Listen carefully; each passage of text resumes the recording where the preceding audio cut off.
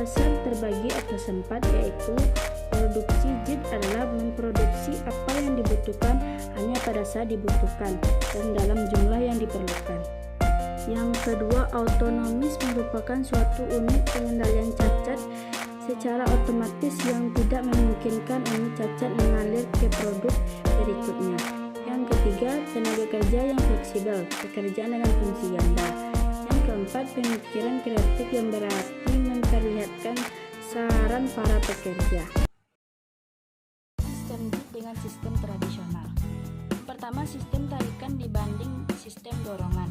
Sistem tarikan adalah sistem penentuan aktivitas berdasar atas permintaan konsumen, baik konsumen internal maupun konsumen eksternal. Sebagai contoh, dalam perusahaan pemanufakturan, permintaan konsumen melalui aktivitas penjualan menentukan aktivitas produksi dan aktivitas produksi menentukan aktivitas pembelian. Sedangkan sistem dorongan adalah sistem penentuan aktivitas berdasar dorongan. Aktivitas sebelumnya memberikan bahan melalui aktivitas pembelian. Dorong aktivitas produksi dan aktivitas produksi mendorong aktivitas penjualan. Kedua, yaitu persediaan tidak signifikan dan dibanding persediaan signifikan. Karena JIT menggunakan sistem tarikan, maka dapat mengurangi persediaan menjadi tidak signifikan atau sangat sedikit dan bahkan mencita-citakan nol. Sebaliknya, dalam sistem tradisional, karena menggunakan sistem dorongan, maka persediaan jumlahnya signifikan. Sebagai akibat jumlah bahan yang dibeli melebihi kebutuhan produksi, jumlah produk yang diproduksi melebihi permintaan konsumen.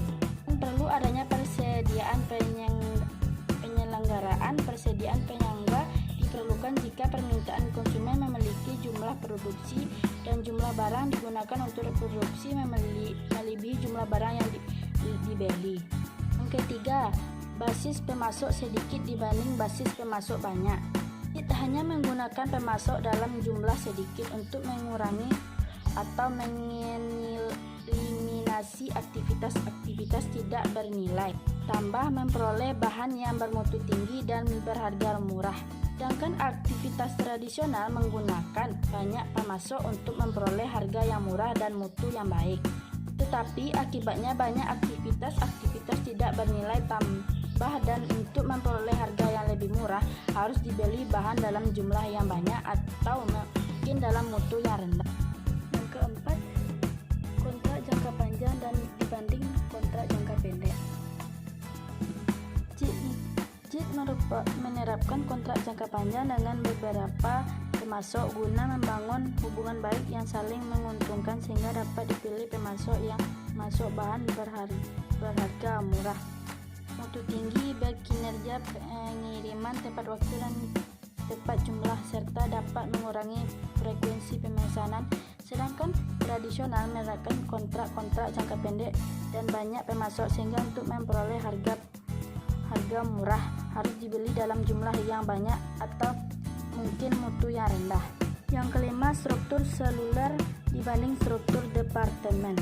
Struktur seluler dalam JIT adalah pengelompokan mesin-mesin dalam suatu keluarga, biasanya ke dalam struktur semingkaran atau huruf U, sehingga satu sel tertentu dapat digunakan untuk melakukan pengelolaan suatu jenis satu keluarga produk tertentu secara berurutan.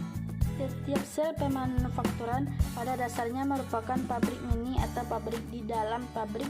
Penggunaan produk seluler ini dapat mengeliminasi aktivitas, waktu, dan biaya yang tidak bernilai tambah. Sedangkan struktur departemen dalam sistem departemen adalah struktur pengelolaan produksi melalui beberapa departemen produksi sesuai dengan tahap-tahapannya dan memerlukan beberapa departemen jasa.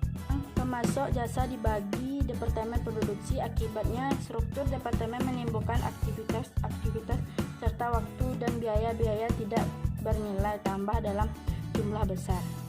Yang keenam, karyawan berkeahlian ganda dibanding karyawan terspesialisasi. Sistem JIT menggunakan sistem tarikan waktu bebas harus digunakan oleh karyawan struktur seluler untuk berlatih agar berkeahlian ganda sehingga ahli dalam berproduksi dan dalam bidang-bidang jasa tertentu, misalnya pemeliharaan, pencegahan, reparasi, setek, inspeksi mutu. Sedangkan pada sistem tradisional, sistem karyawan terspesialisasi berdasarkan departemen tempat kerjanya, misalnya departemen produksi atau departemen jasa. Karyawan pada departemen jasa terspesialisasi pada aktivitas penanganan bahan listrik, reparasi dan pemeliharaan. Karyawan pada departemen produksi terspesialisasi pada aktivitas pencampuran, peleburan, pencetakan, perakitan dan penyempurnaan. Yang ketujuh, jasa desentralisasi dibanding jasa tersentralisasi. Sistem tradisional berdasarkan pada sistem spesialisasi sehingga jasa tersentralisasi pada masing-masing departemen jasa, sedangkan sistem JIT jasa desentralisasi pada masing-masing struktur seluler. Para karyawan selain ditugaskan untuk memproduksi, tapi juga harus ditugaskan pada pekerjaan jasa yang secara langsung mendukung produksi si struktur selulernya. Yang kedelapan, ketertiban tinggi dibanding ketertiban rendah. Sistem tradisional, keterlibatan dan pemberdayaan karyawan relatif rendah karena karyawan fungsinya melaksanakan perintah atasan. Sedangkan sistem JIT, manajemen harus dapat memberdayakan para karyawannya dengan cara melibatkan mereka atau memberi peluang pada mereka untuk berpartisipasi dalam manajemen organisasi. Menurut pandangan JIT, peningkatan keberdayaan dan keterlibatan karyawan dapat meningkatkan produktivitas dan efisien biaya secara menyeluruh pada karyawan. Kemungkinan untuk membuat keputusan mengenai bagaimana pabrik beroperasi. Yang kesembilan yaitu gaya pemberi fasilitas dibanding gaya pemberi perintah. Sistem tradisional umumnya menggunakan gaya manajemen sebagai atasan karena fungsi utamanya adalah memerintah para karyawannya untuk melaksanakan kegiatan. Sedangkan pada sistem JIT memerlukan keterlibatan karyawan sehingga mereka dapat diberdayakan. Maka gaya manajemen yang cocok adalah sebagai fasilitator dan bukanlah sebagai pemberi perintah. Yang ke-10 yaitu TQC dibanding AQL.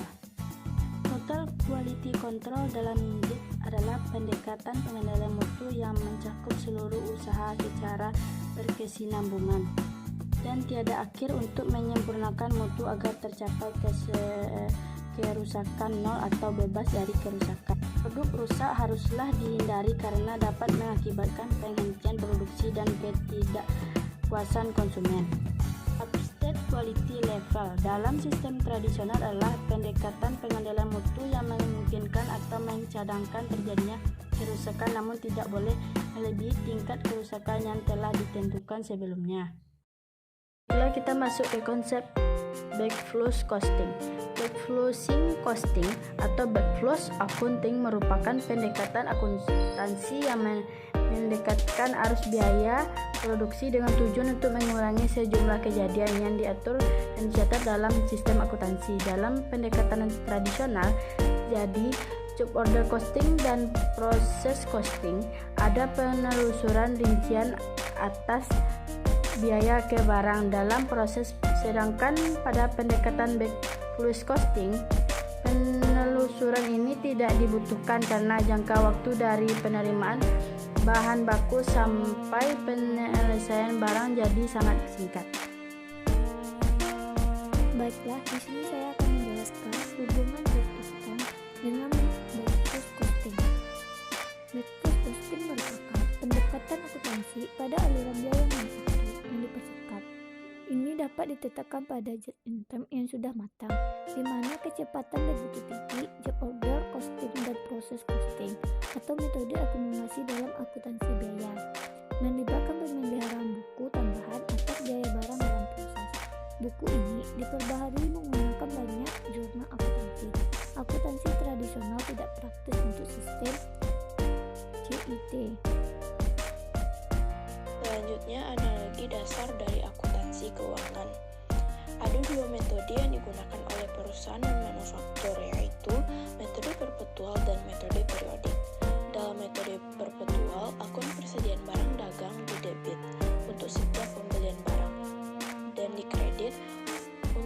pokok dari setiap penjualan barang. Tujuannya adalah untuk mencatat setiap peningkatan atau penurunan dalam akun persediaan, sehingga tersedia catatan perpetual dari biaya barang dagangan yang terdapat pada persediaan. Sedangkan pada metode persediaan periodik membiarkan saldo awal dari akun persediaan barang dagang tidak berubah selama periode akuntansi.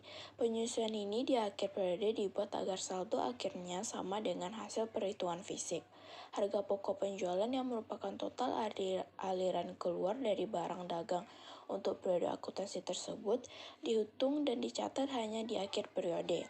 Hal ini dilakukan dengan menambah saldo awal biaya persediaan barang dagang ke total pembelian dan menguranginya dengan biaya persediaan barang akhir.